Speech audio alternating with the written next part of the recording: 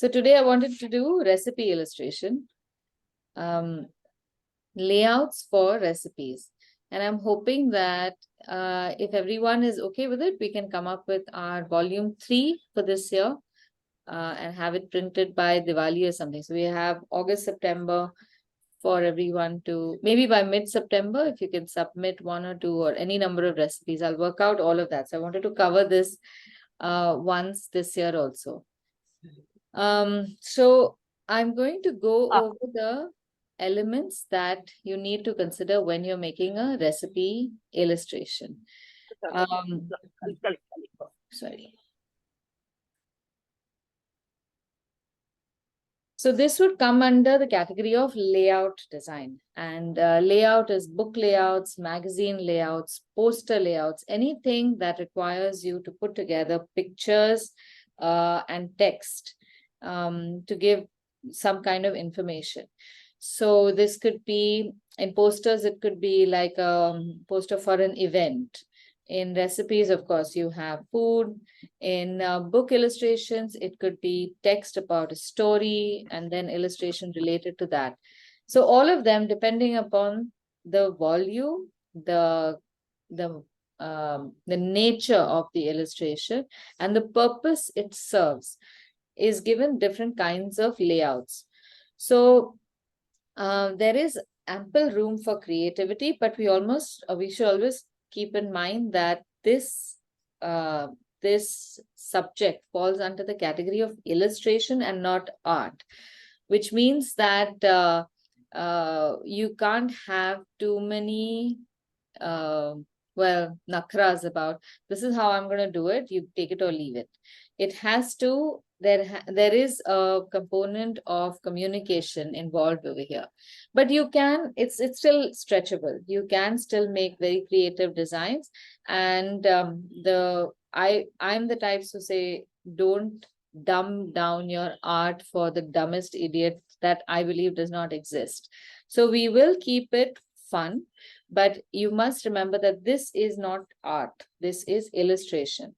And I often feel as an illustrator that illustrators don't get their due at all. We have to work with clients. That is much more than artists have to do. Artists have to just sit around and like be spaced out and say, okay, take it or leave it. We can't afford to do that. Okay, so I'm going to work directly with pen, so all of you can also. And in the process of making this drawing out the instructions for this subject, we are going to practice this subject. So maybe you can follow my my layout and practice how all the elements have to be spaced out also. So I will keep telling you where you need to do what, because I know the volume of information that I'm going to give you. If you are trying to make notes like that on the go, sometimes you don't know how much information is coming your way, so you don't know how to place it. But today, just follow my instructions and we can have this page also look really good. And going forward, if there are any notes you're making either in this class or any other class, try to make them as visual notes. So draw arrows, try different types of text. That will always keep your, I think your creative juices flowing. You don't have to always write in handwriting. Okay.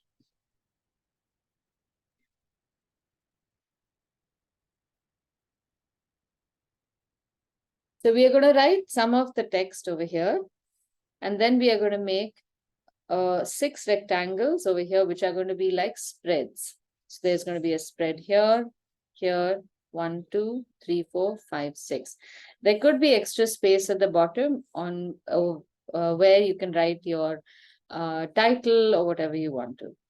So whenever you are making any kind of layout, the title comes last, not first, especially when you are designing it. Because if you start with the title, then there are, you don't know how you're going to fit the rest of the volume of the text. Now, here are the things we have to consider. First, we have all the elements that we need to fit in.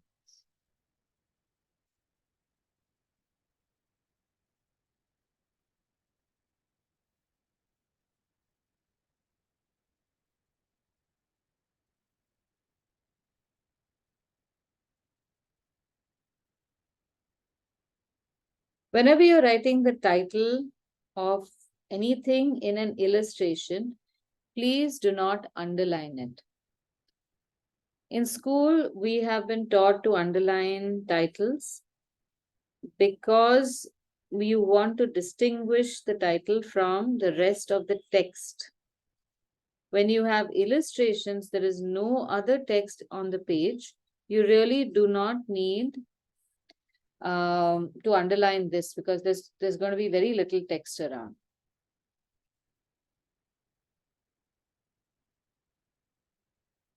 All right. Now, what are the elements that we have to deal with? One is, the first thing is the image or the illustration.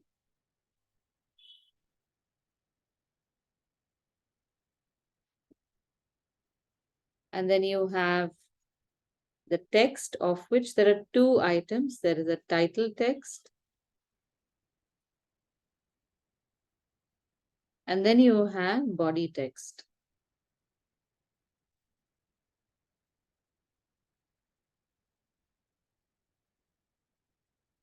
So what are the various considerations that you have in as far as images are concerned? You can have, say, a full page illustration.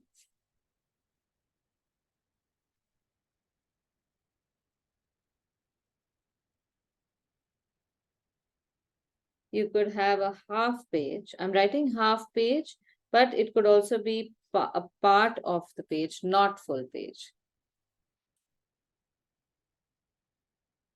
Then you could have maybe a cutout. So I'll explain all this to you as we go along. Then in images also, there are other things that you would consider, which is treatment. So treatment can be whether it's an illustration, whether it's a photograph,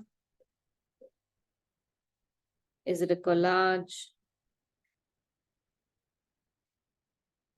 and whatever else you can think of.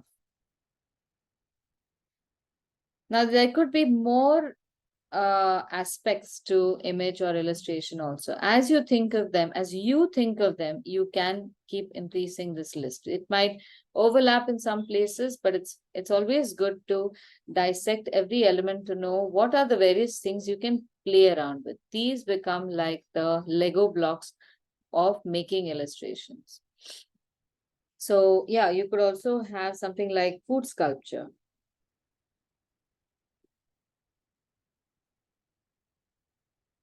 So treatment depends on your creativity. You can do all sorts of things.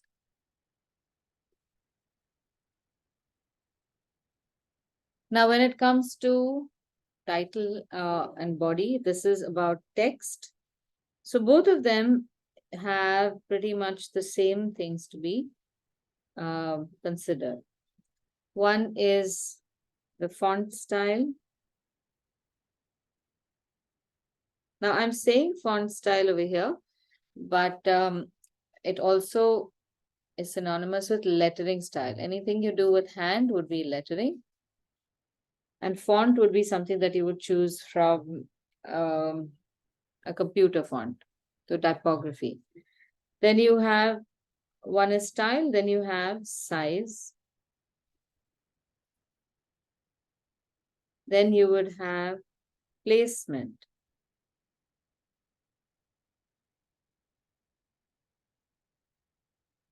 And then you have color, texture.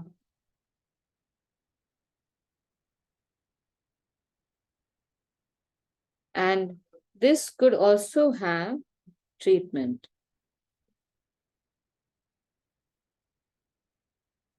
Which could include many of these as well.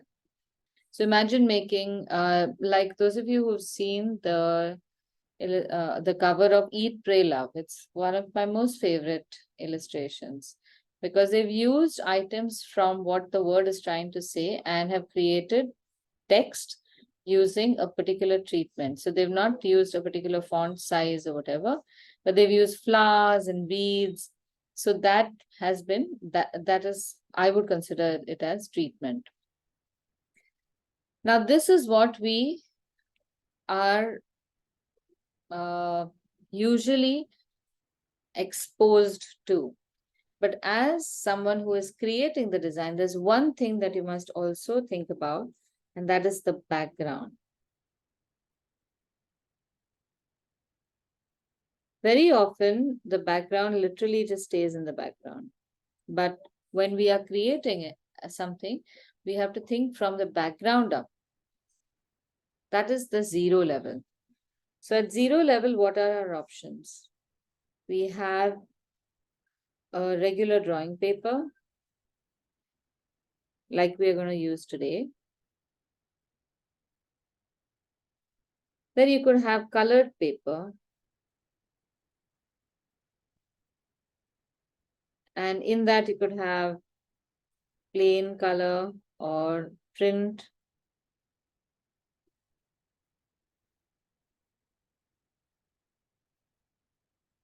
Then you could have textured papers.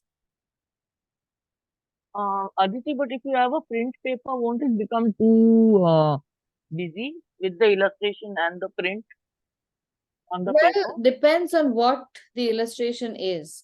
Like, for example, if you have if your illustration is going to be very bland colors, Uh, like something like a French onion soup. If you think uh, about the ingredients of French onion soup, it's all white.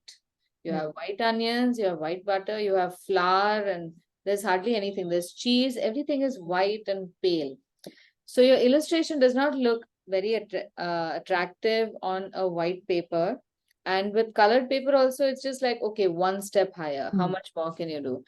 But think about maybe if you make the backdrop in colored paper of like French landscape, or the texture of a wooden table or hmm. something like that, it would be a much better backdrop against which all these things might look.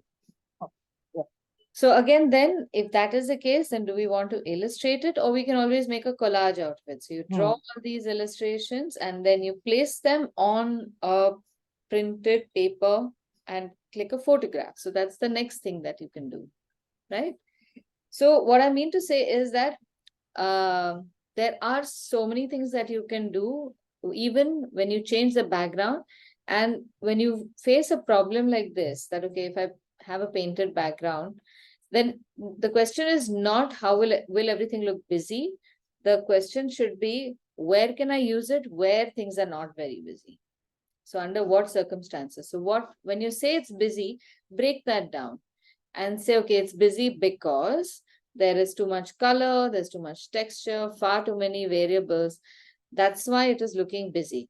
And then you say, okay, I don't want it busy. And the answer is right there. The answer is, okay, I need to do this where there is not too much texture, not too much color, and not too many clashes. Then I can use this. So your solution often comes from just distilling all the information.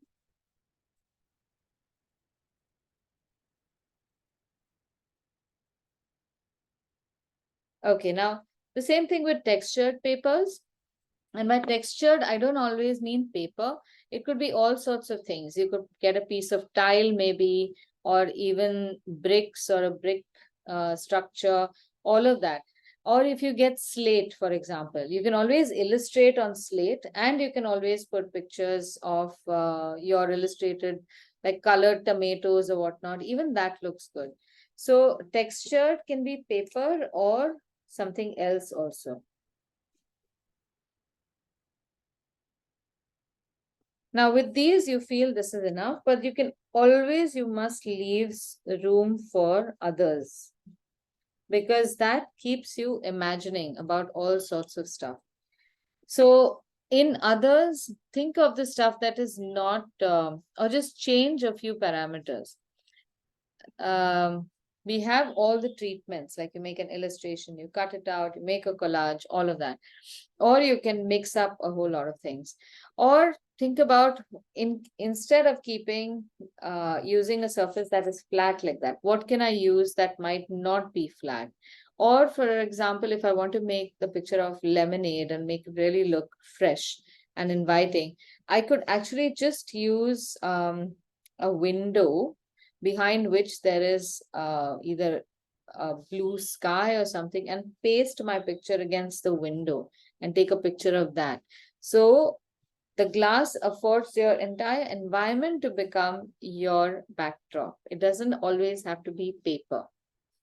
All right. And then imagine that glass sheet or acrylic sheet can be taken anywhere. So say you want to show an illustration of a party or like a barbecue party or something like that. All your stuff can be illustrated, positioned and placed on an acrylic sheet, and then you hold it against an actual barbecue happening where there are people in the background, there are lights and all sorts of stuff. You can superimpose photos as well, but imagine doing something like that in real life. It would really make, I guess it could just completely change how you think about just recipe illustration. So this last part requires a little bit of technical support, because then you have to also write the recipe. So once that illustration is made or a photograph is taken, then you need a software to bring it into and write the text. So don't let that be a barrier. I think if you're in any city, like a decent size metropolis, you throw a stone and there will be somebody who will have the software. So you can always take the help. Many a time, printers also give you these services. So you can sit with them for half a day and just type up your recipe in that. It is definitely worth the efforts, because then you've gone a little beyond just making illustrations by hand. All right, so these are the elements. And like I said, if you think of more elements, feel free to put them into this list and keep growing this list of elements also. Now we're going to move to layout design. So how do we take these and how do we think in terms of layout possibilities?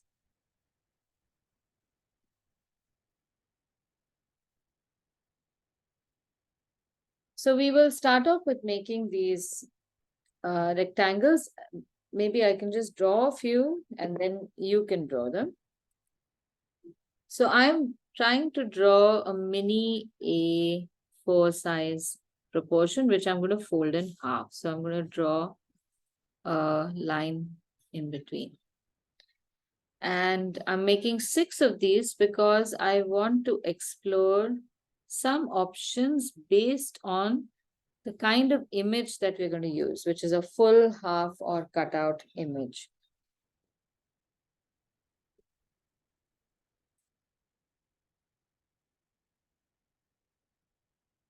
Now, when we are making boxes, like I've told you often, it really doesn't matter too much if the size of the boxes is not even, but match the sizes between the boxes to make it look neat and almost printed. So a lot of times I've got feedback from people who see my diaries and say, oh, this looks printed. And I would say, no, why would you say it looks printed? And then I figured that it looks printed only there are a few reasons why handmade things look like they're printed.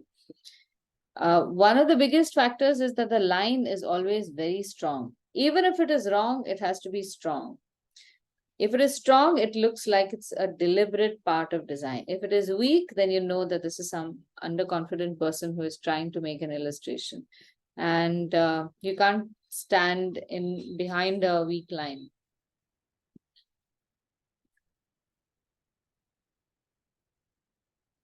Now here I'm going to write the 3 options that we have. Starting from the lowest one, but I'm going to write that first. Here we're going to explore what I have called the cut out image. Then we have half page.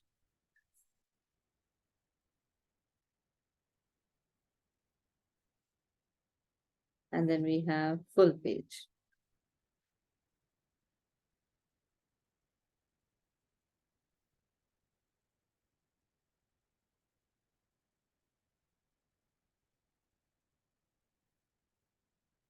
Now with every layout that we are going to try out, all we have to do is play around with some of these things. So we have a title, body, and image.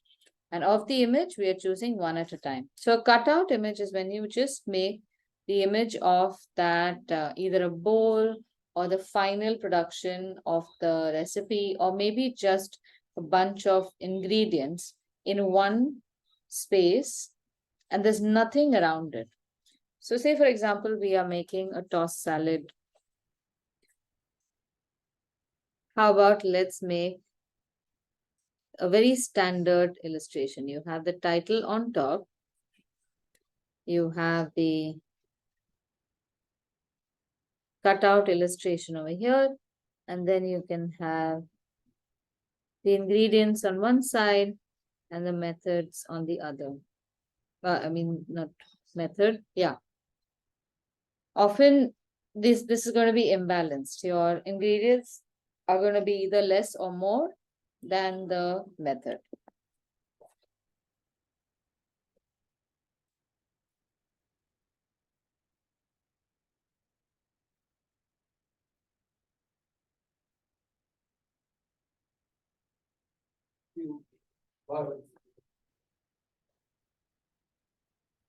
Okay, now if we just turn this around and we say, okay, let's put the illustration on top. Or maybe let's put the, let's put the illustration on top. And maybe let's put the title below the illustration. And then maybe we can write the ingredients over here. So even with these, there are more options than one.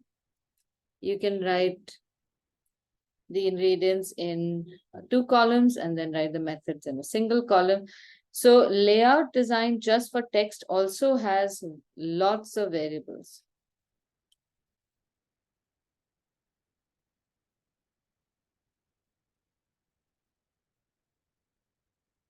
So this much is fine. This is where our conventional regular brain is going to think. But now if we turn things around a little bit and write the title sideways, it changes things a little bit and makes it a little more creative. And then you can maybe make the illustration in the middle, break up the ingredients, make the ingredients over here, and then write the method in 2 columns over here.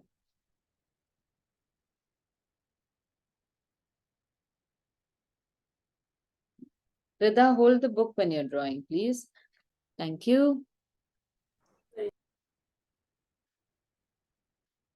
So basically a cutout design is where you have all of the page available for you to write. There is no illustration.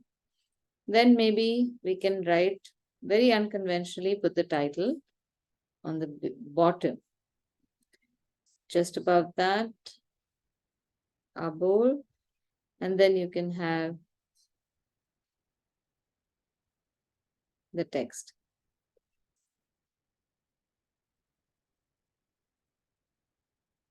So it's just like taking Legos, and once you put Legos and make them a car, the next time you make them into a plane.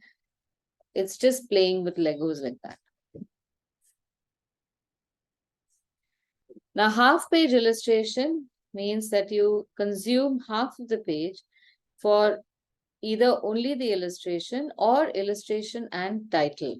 Because you have so much space to illustrate, you could incorporate the title into the page design also. So I'm literally going to cut my page in half and make my salad bowl over here. But say I want to write the title, I could always write it over here as a superimposed lettering.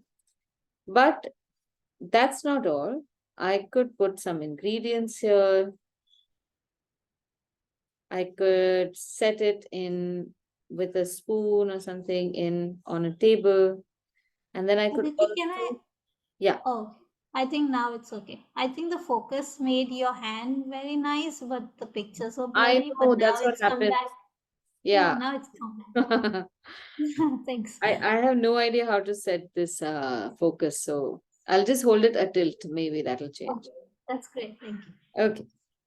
Yeah, so you can do all of this, and also maybe you want to put a landscape in the back or something. So whatever you want, you can illustrate over here. You could also show the picture from the top completely, so you don't have to bother with all of this. Maybe a tablecloth, whatever. So this is like a complete illustration, standalone. And now all you need to do is make the text.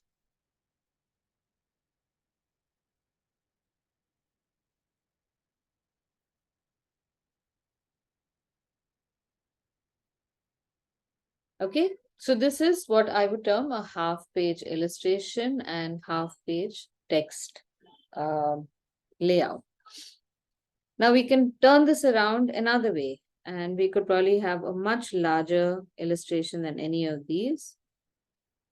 So you don't need to block it completely, but you can have something like that. So it still occupies a large space, not exactly half, because you could use that for a much more decorative title, which could also have part of the illustration. So you split this into two areas, a third at the bottom and smaller than that on top, but it is still illustrated.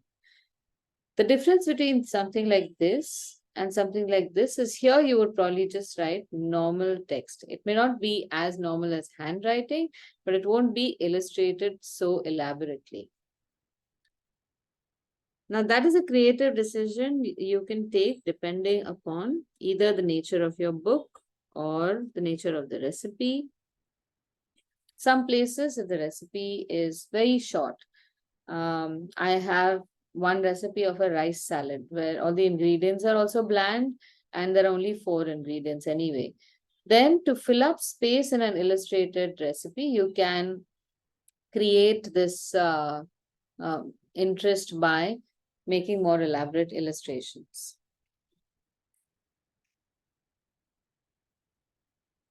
Okay, so we have half literally either top or bottom blocked, then you have split it. Then you can also split it halfway up vertically. So you could probably make half of the bowl here, and you could show the ingredients literally being tossed into the salad. So when we say half, it's not always just horizontal half, even vertical half can look very nice. And you could make a whimsical title, which also looks like it's tossed up. So text in any kind of illustrated environment could mean all sorts of things. You don't have to make it look like as stoic as like the history of the Marathas. It's food and it's illustrated food. So have fun with that. And then again, just sticking with even a simple layout to keep everything readable is good enough. Now, this is something that I've noticed happens very frequently. We get so caught up in making illustrations or illustrated pages look beautiful that sometimes we go a little overboard. So this is my my theory of the fatalistic beginner. Like you think this is your last illustration and iske baad you're just going to die. You're never going to be able to make an illustration in your life. So you put everything that you want to in that one illustration. So don't do that.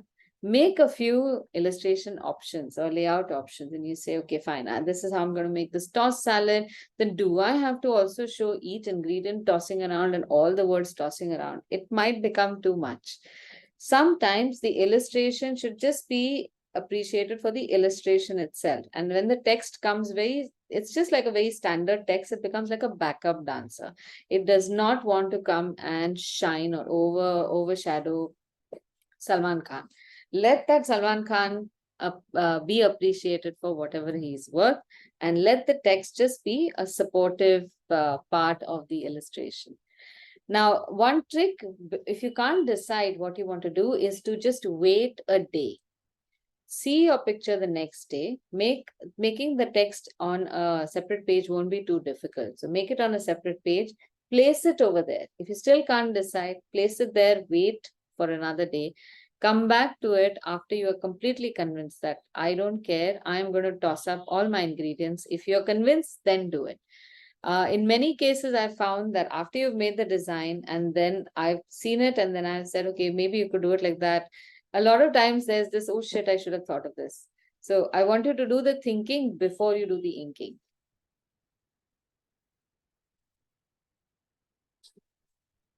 All right, so now we've done horizontal half, vertical half, but there are other shapes as well when you're doing it. And look at all sorts of breaking of the page. So what if you have a bowl that's on the side, you have your salad and maybe some ingredients, and then you could probably even add bottles of wine, add this and make it sideways. So it's like in perspective, either from the top or from the bottom. And you could have all sorts of things. You could then have a nice gingham fabric. So this can also look very intriguing. Now imagine if you want to make the recipe of, say, a salade niçoise, which is so South France. You want to put in a few elements. They've got some beautiful prints. So put that in, add that as a tablecloth, and then to that you can then add your salad and make it look like somebody's actually been invited to this event.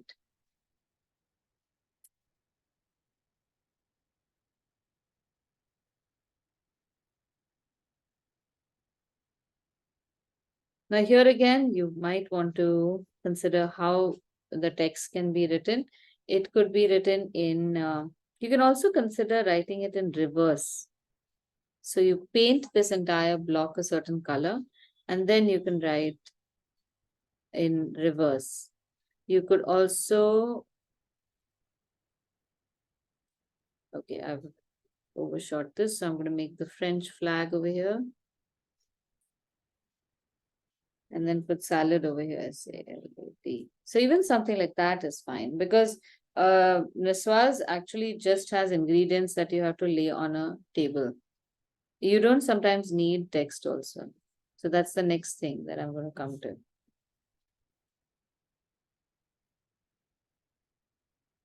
Now in all of these, okay, let me go to the full page and then I'll come back to half page. So full page is pretty simple. You can make a full page illustration and you can write the recipe on one side. So say we take this salad niçoise and I want to make the illustration as seen from the top, because this particular salad is just all about arranging things and then people will pick up whatever they want. It's one of the most elaborate looking salads which can be made very easily.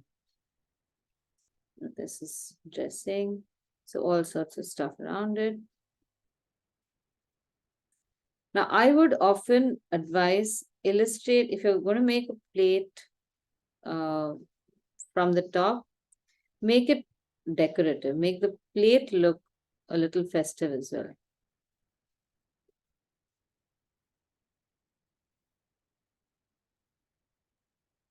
Then I could have, again, a tablecloth. Now, in this case, I would want to put the tablecloth at an angle, not left, right.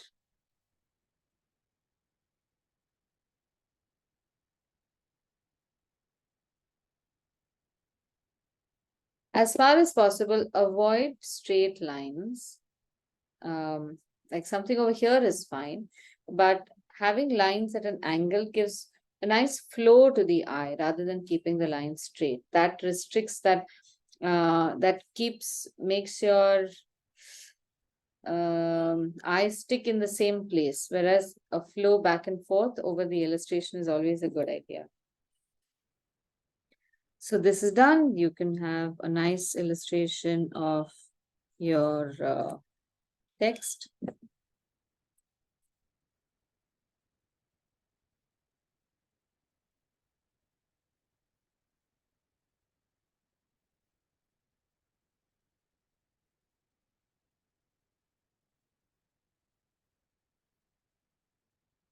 And then, of course, the text the way you want to write it. Now, often I would recommend making a full page illustration and full page text only if you have a large story to tell. So you can write about maybe a travel to south of France or how you first encountered it. That is where a full page helps. Or unless if you're going to make the recipe of something like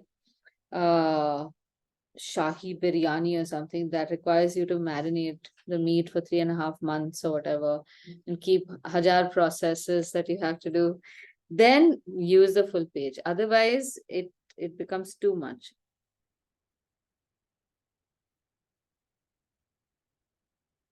Now, the other thing that a full page text block also affords is that you can use some of either the story or the ingredients over here. So if I'm making a salad niçoise, which has olives, I could also draw other parts. Now, this is also something that doesn't occur very often to us, that we may be drawing a recipe, but there are so many ways that food can be represented. You could also draw a little piece of maybe an artifact. So I don't know what would be an artifact from the south of France, but I'm sure there's hajar things. So say, for example, if this was a Mediterranean salad or something, you can always draw one of those evil eye or whatever, because they're so ubiquitous all over the place. So expand your illustration topics beyond just the recipe also. The whole idea of making this is to evoke that the place. The moment you see the recipe, it should feel like, oh, I can imagine what it's going to be like in that location. Right. Now, the other options of full page recipe is writing the text within the recipe. So if I'm going to make say I'm going to make a shepherd's pie, I can make a picture of the shepherd's pie as the main illustration.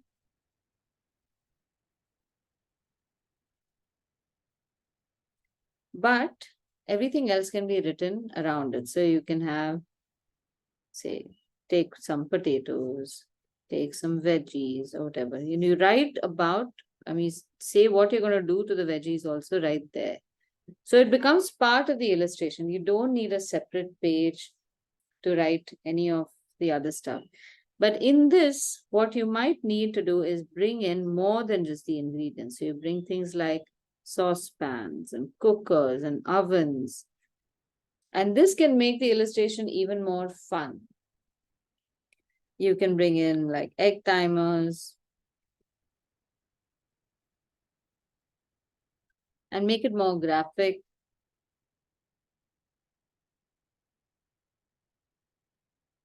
And this also means that you can create all sorts of other symbols. So you don't have to draw an oven to show that it is in the oven. You can draw the symbol of the oven and find creative ways of writing the text in between.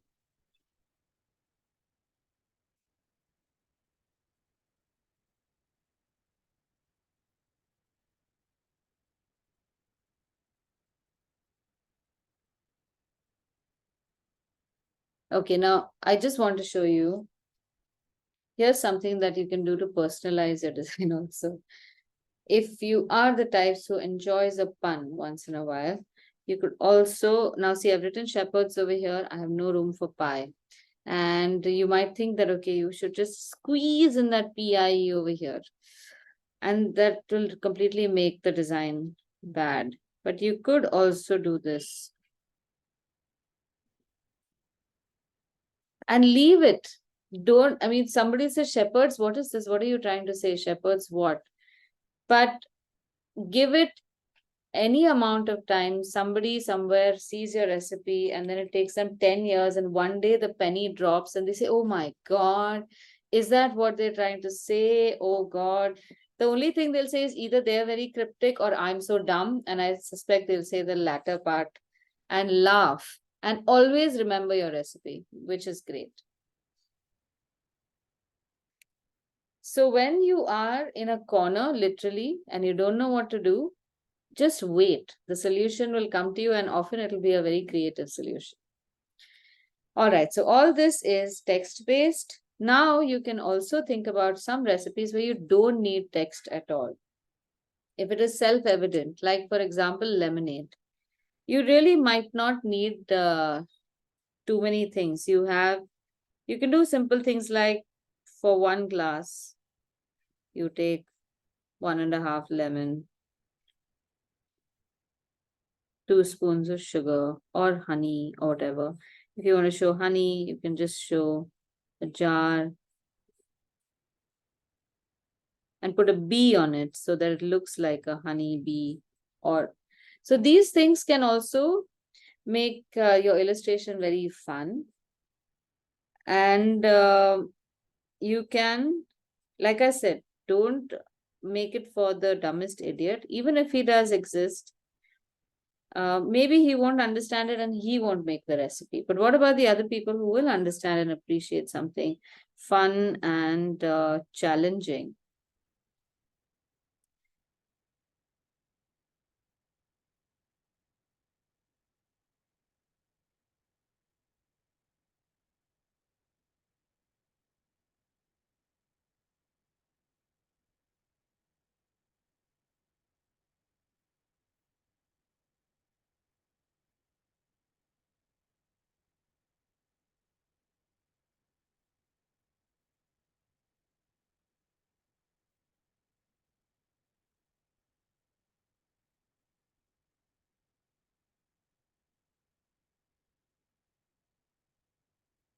Okay, so this is one very basic round of layout possibilities. So Alka, any of these that you have not explored in your book? Oh, I was just thinking as you were going over this, oh my God, we've done this. Oh my God, we've done this. It was like literally reliving all those sections again. I think we've done all of this in my book. Yes. So you should. Every single thing. Now the challenge for you is to think of other stuff. Other stuff. It But might I come, think one thing I need to really add is that also be very careful about how you are writing your recipe, because if someone actually wants to make the recipe and the instructions are ambiguous, then it just, kills the thing. And I'm saying this because I got a lot of feedback from people who said your recipes were so easy to follow and it, like, it turned out really well. So that for me was like, because then somebody is actually using it, they're not just looking at it as a nice, pretty illustrated book and like saying, oh wow, such lovely illustrations and all, but also using it to actually cook in the kitchen. Yeah, So it that's was like a double hurrah. Yeah, that's exactly what I meant, that this is an illustration. So that Yeah. little bit of communication, you have to take that seriously. And yeah, rightly said, the information that's given over there has importance. You have to pay attention to measurements and all of that if you're making a recipe, because then that illustration gets legitimacy. Otherwise, it just Yeah, becomes, exactly. yeah. Cool. But yeah, we did all of this, the collage and the recipe without instructions, and I think all of it this we've covered. All of it is done. Great. So for any of you who need to check out how these manifest, please pick up Alka's book. She has samples of all of these. Yeah, anyone who hasn't bought the book, please, you're most welcome to buy it. I still have copies of it. Good. And yeah, I actually reprinted because the first lot got sold out completely. Wonderful. Very nice. Very nice. Yeah, so now if anyone wants, and it's a lovely gift. It is. And it is, and particularly for youngsters who are learning to cook, also it's because it has like it was basically started for my children. I mean, this whole thing of illustrating recipes I began because I wanted to make something for my son who was in the US and who wanted to learn how to cook. So that's where it all started from. So it has some very, very basic recipes also. Yeah, but it's very nice. I love the collection. Very doable. Okay, now the next part is the text. So once we are comfortable with the illustrations, and I wanted to also point out one more thing before we move to text is when you're making these half-page illustrations, or sometimes even if it is just a cutout, you can expand that a little bit into the background also. Like, for example, if you want to make shadows, that wouldn't make this a half-page illustration. Like, for example, this is how, if I want to make a shadow over here to make it look like the illustration or the bowl is placed on the paper, that is not a half-page illustration. It still remains a cutout because most of the area is not being used for illustration. You could also, if it is a half-page illustration like that, I could do maybe a seaside or just a wash of maybe a blue or something that goes beyond this. This also looks very nice. It's just a little shade that goes into the text pages, gives a very nice effect also. So washes are just like a transition of interest from text to illustration. They may not be considered as a full page or half page illustration bit. And for that matter, if you want to, you can always extend bits of these colors as a wash onto just the text page also. A wash is hardly an illustration, so it's not going to interfere with your text bit. And it could just add interest to the background. All right. Now, text can be fun and easy, or it can be frustrating. So I'm going to try the fun approach. We have title text.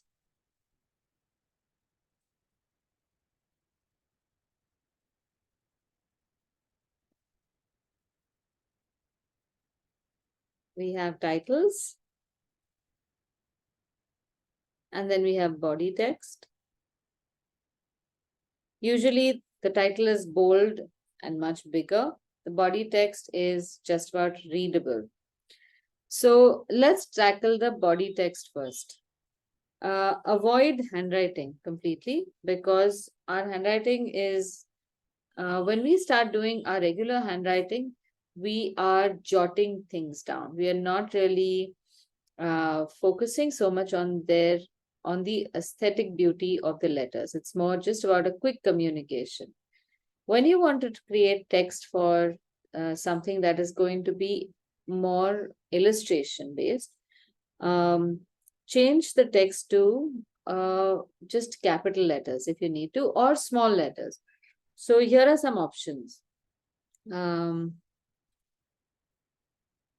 Let's try writing a recipe. Take 2 potatoes.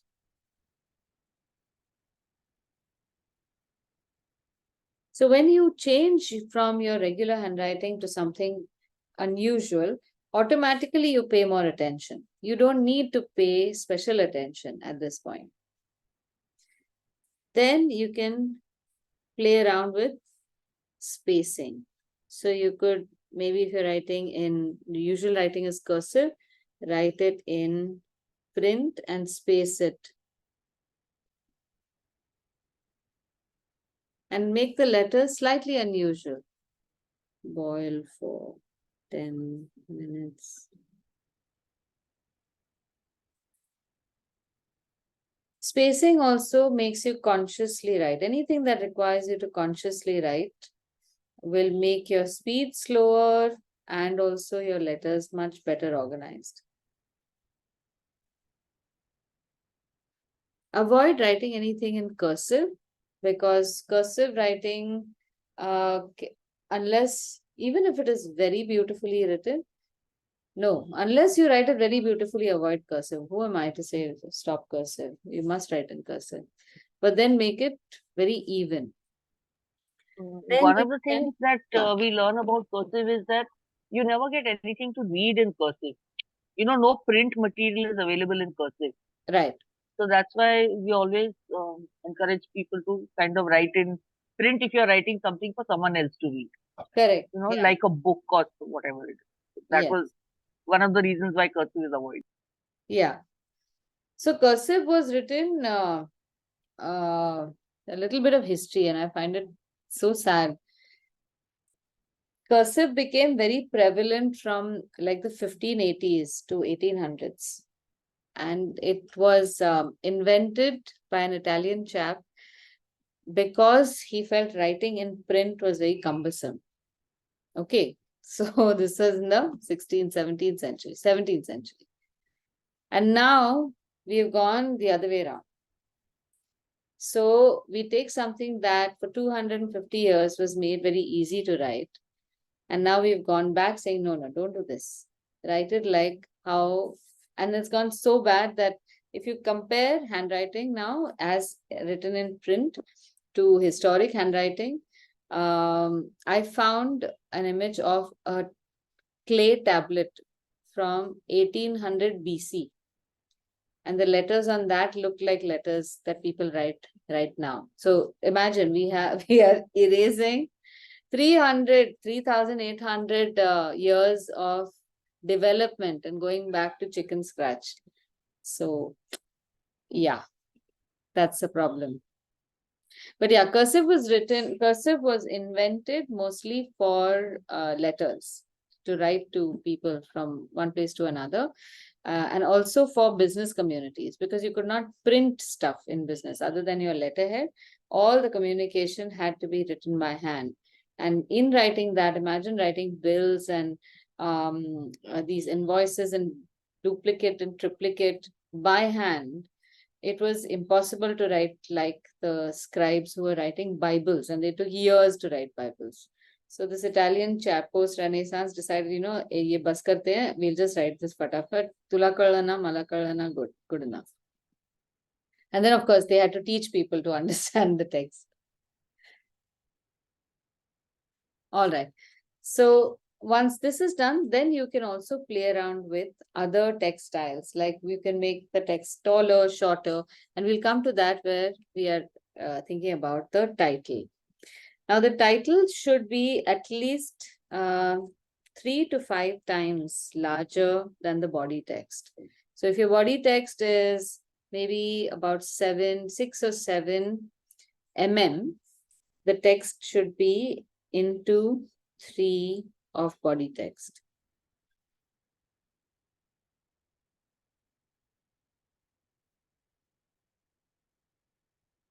And it can go to more.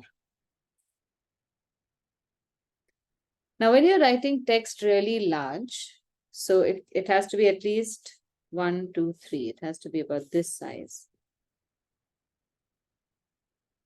And this proportion changes. So if you're going to write the body text as 1 centimeter, the title text should be 3 centimeters.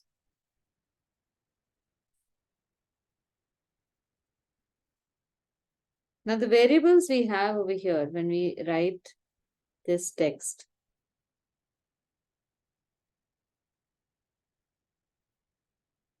The most basic things about this, about text, again, break down the qualities and then play around with them. Create your own Lego blocks. So first you have the height.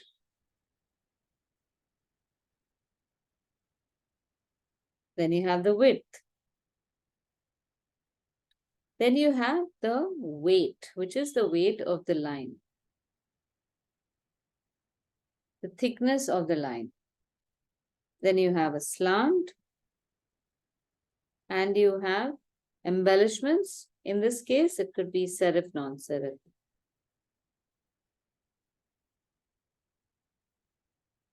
So these are the very basic forms, and this is just without even bringing in color, texture, and ornamentation.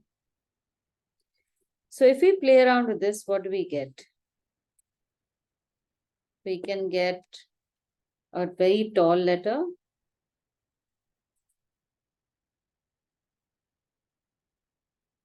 We can have wide letters.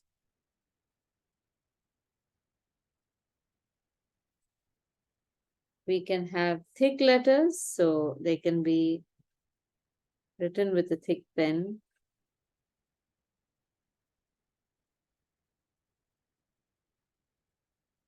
You can have letters at a slant. And in terms of pure objective design, you could have letters slanting backwards also. We are not used to it, and sometimes they can be very disturbing, but there's nothing to stop you from doing this. And then you have serif letters as well. In the A, the middle line, what are your thoughts about slanting that also? You could slant that, why not? Something like this. Yeah. Yeah, why not? This, in fact, makes it look more like a very old script called the runic. There were runes. I don't know if you've come across these.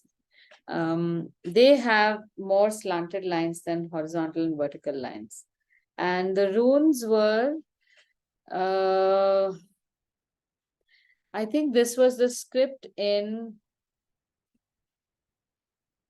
Scotland, Ireland, and it's part of just outside of, I guess, the pagan part outside of the Roman Empire. I'll get you the place. And those runes eventually were then incorporated along with Roman letters. And before the Latin script, some letters in fact had these. So even the H had a slant that went the other way around. Everything that you do will evoke some either different geography or a culture or a time in history, but do it. Unless you do it, you won't be able to see it.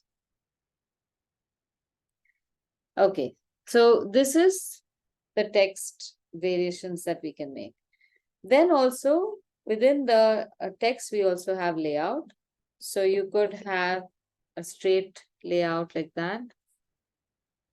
Always mark the baseline and the capital height. And you could have, say,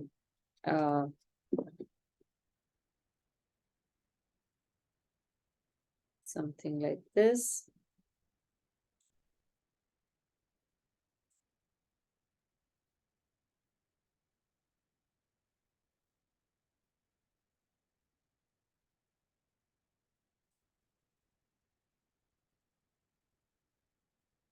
Okay.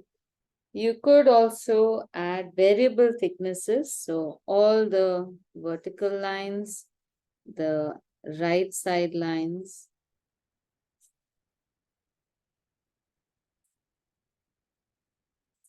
and then curves could be given thickness. So this is up to you how you want to develop the lettering. But just for different lettering layouts, you could have letters which are also in an arc. Now for this, you must remember, a lot of people goof up. All letters must be positioned at perpendicular to the baseline. Only then do your curved letters look good. And as far as possible, avoid slanting letters. Keep the letters upright and keep them always straight on that, at that point on the curve. So suppose I want to write apple pie.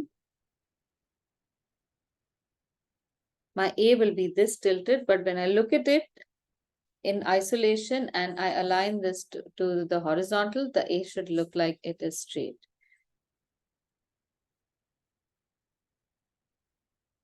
When you are writing it, it can look very odd. But you have to keep rotating the line.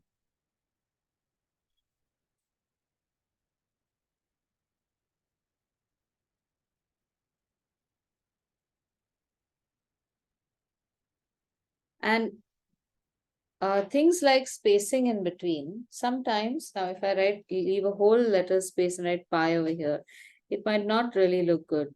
But I can put a little dot and it won't occupy the full space, but separate the word enough so that I know, or the reader knows what I'm talking about. So some rules that we follow in body text, like how much space we leave between letters or words, can be fudged up if it is a title text. So go with a certain open-mindedness and flexibility.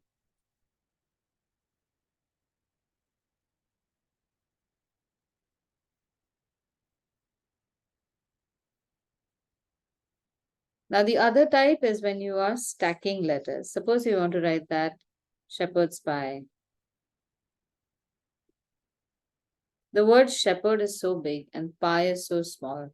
So what are you going to do? Always divide from the center. So shepherd is going to have 4 letters on the left and 4 letters on the right. 1, 2, 3, 4, 1, 2, 3, 4. And now pi is going to be, you can't write right below this. So it's going to be at half.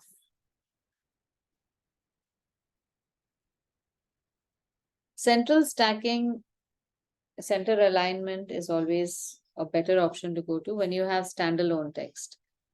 But if you are uncomfortable with that, you can always write shepherd and pie over here and then draw something on the right. Even that is fine. So in a case like this, you say, maybe you write, I personally tend to stay away from slanting headlines. So I'm going to write upright, but you can try one slanting line.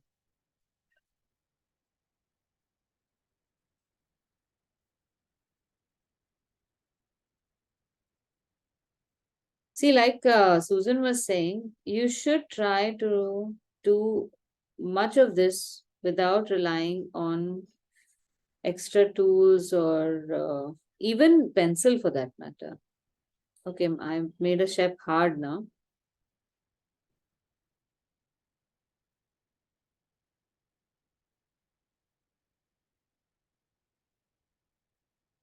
And I have not accounted for the letter S, which is part of this.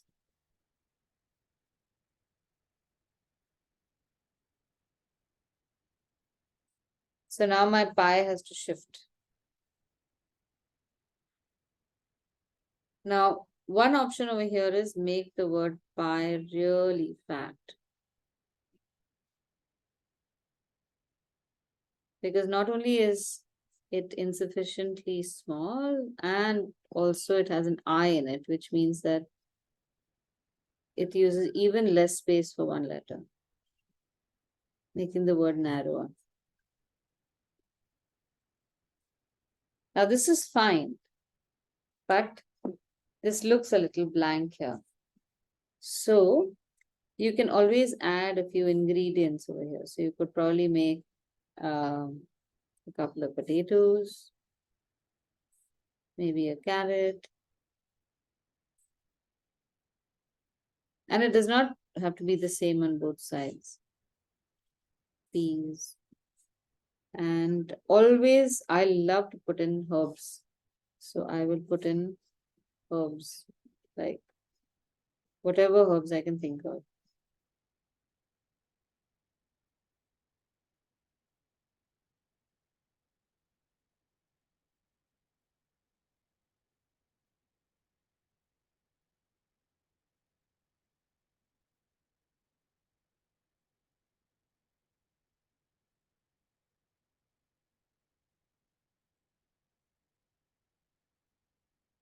Now it looks like a much better block.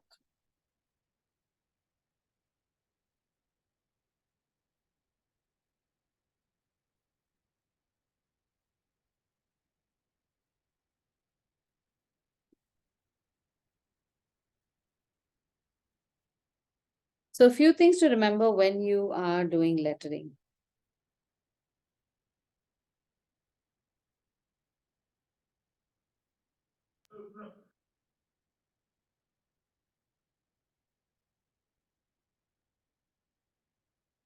One is write slow.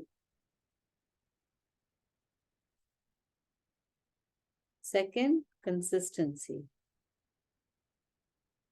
Any lettering can look good if you follow a few rules. So one, you need consistency in size, shapes, spacing. Spacing between letters, between lines, between words, between text, baseline.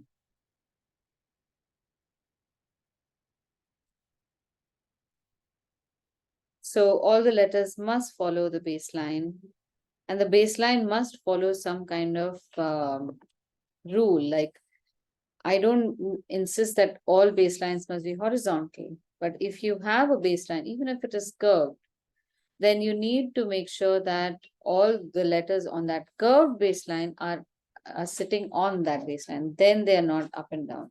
So whatever baseline you choose, you must maintain some consistency there.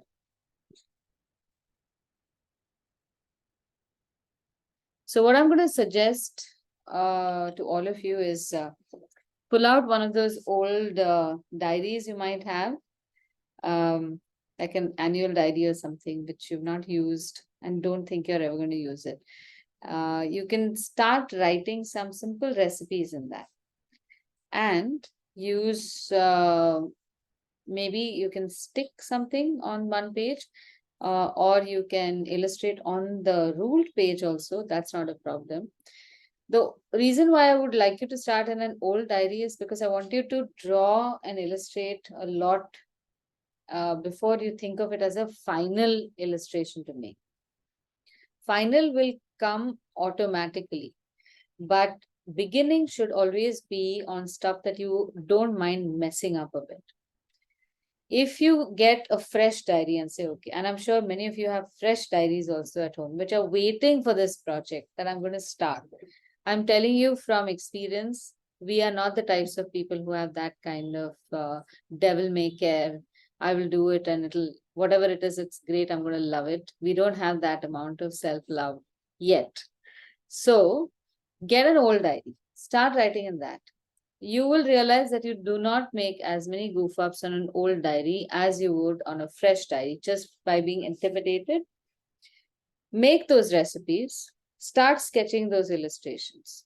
Use anything that is available. Use a ball pen or sketch pen, regular pencil. Don't go for fancy materials right now.